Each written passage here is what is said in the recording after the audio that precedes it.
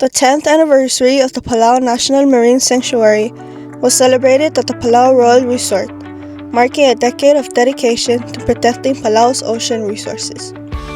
The evening brought together leaders, partners, conservation advocates, and community members who supported the sanctuary's mission over the years. Reflections were shared on the progress made, the challenges faced, and the global impact of Palau's leadership in marine protection. The program featured presentations and messages of recognition that honored Palau's deep connection to the sea.